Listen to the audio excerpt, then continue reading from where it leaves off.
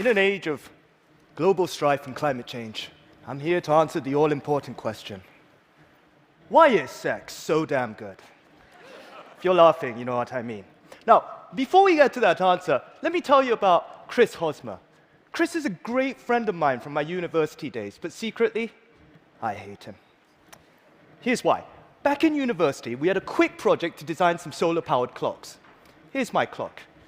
It uses something called the dwarf sunflower, which grows to about 12 inches in height. Now, as you know, sunflowers track the sun during the course of the day. So, in the morning, you see which direction the sunflower is facing, and you mark it on the blank area in the base.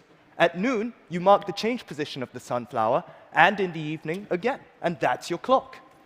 Now, I know my clock doesn't tell you the exact time, but it does give you a general idea using a flower. So, in my completely unbiased, subjective opinion, it's brilliant. However, here's Chris's clock. It's 5 magnifying glasses with a shot glass under each one. In each shot glass is a different scented oil. In the morning, the sunlight will shine down on the first magnifying glass, focusing a beam of light on the shot glass underneath. This will warm up the scented oil inside, and a particular smell will be emitted. A couple of hours later, the sun will shine on the next magnifying glass, and a different smell will be emitted. So during the course of the day, 5 different smells are dispersed throughout that environment. Anyone living in that house can tell the time just by the smell. You can see why I hate Chris. I thought my idea was pretty good, but his idea is genius. And at the time, I knew his idea was better than mine, but I just couldn't explain why. One thing you have to know about me is I hate to lose. This problem's been bugging me for well over a decade. All right, let's get back to the question of why sex is so good. Many years after the solar-powered clocks project, a young lady I knew suggested maybe sex is so good because of the 5 senses. And when she said this, I had an epiphany. So I decided to evaluate different experiences I had in my life from the point of view of the 5 senses. To do this, I devised something called the 5 senses graph. Along the y-axis, you have a scale from 0 to 10, and along the x-axis, you have, of course, the 5 senses.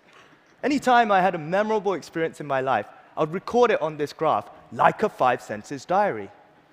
Here's a quick video to show you how it works.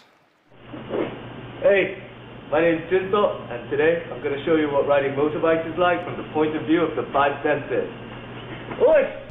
This is Denver, custom bike designer.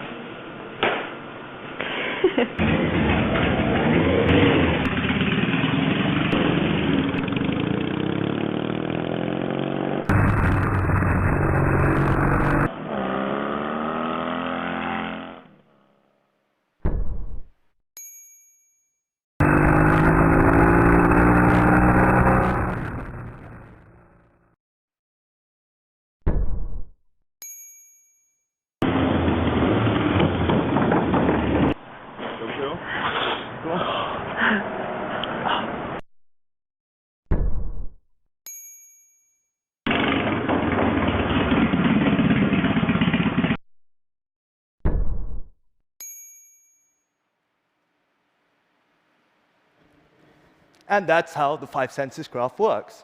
Now, for a period of 3 years, I gathered data, not just me, but also some of my friends. And I used to teach in university, so I asked my students to do this as well. So here are some other results. The first is for instant noodles. Now, obviously, taste and smell are quite high, but notice sound is at 3. Many people told me a big part of the noodle eating experience is the slurping noise. You know. Needless to say, I no longer dine with these people. Okay, next, clubbing. Okay, here what I found interesting was that taste is at 4. And many respondents told me it's because of the taste of drinks, but also in some cases, kissing is a big part of the clubbing experience. These people I still do hang out with. All right. And smoking. Okay, here I found touch is at 4, and one of the reasons is that smokers told me the sensation of holding a cigarette and bringing it up to your lips is a big part of the smoking experience, which shows it's kind of scary to think how well cigarettes are designed by the manufacturers. Okay, now what would the perfect experience look like on the five senses graph? It would, of course, be a horizontal line along the top. Now, you can see not even an intense an experience as riding a motorbike comes close. In fact, in the years that I gathered data, only one experience came close to being the perfect one. That is, of course, sex. Great sex. Respondents said that great sex hits all of the five senses at an extreme level. Here I'll quote one of my students who said, "Sex is so good, it's good even when it's bad." So, the five senses theory does help explain why sex is so good. Now, in the middle of all this five senses work, I suddenly remembered the solar-powered clocks project from my youth. And I realized this theory also explains why Chris's clock is so much better than mine. You see, my clock only focuses on sight and a little bit of touch. Here's Chris's clock. It's the first clock ever that uses smell to tell the time. In fact, in terms of the five senses, Chris's clock is a revolution. And that's what this theory taught me about my field. You see, up till now, us designers, we've mainly focused on making things look very pretty and a little bit of touch, which means we've ignored the other three senses. Chris's clock shows us that even raising just one of those other senses can make for a brilliant product. So, what if we started using the five senses theory in all of our designs? Here's three quick ideas I came up with. This is an iron, for your clothes, to which I added a spraying mechanism. So you fill up the vial with your favorite scent, and your clothes will smell nicer, but hopefully should also make the ironing experience more enjoyable. We could call this the perfumator. All right, next. So I brush my teeth twice a day. And what if we had a toothbrush that tastes like candy? And when the taste of candy ran out, you'd know it's time to change a toothbrush. Finally, I have a thing for the keys on a flute or a clarinet. It's not just the way they look, but I love the way they feel when you press down on them. Now, I don't play the flute or the clarinet, so I decided to combine these keys with an instrument I do play, the television remote control. Okay.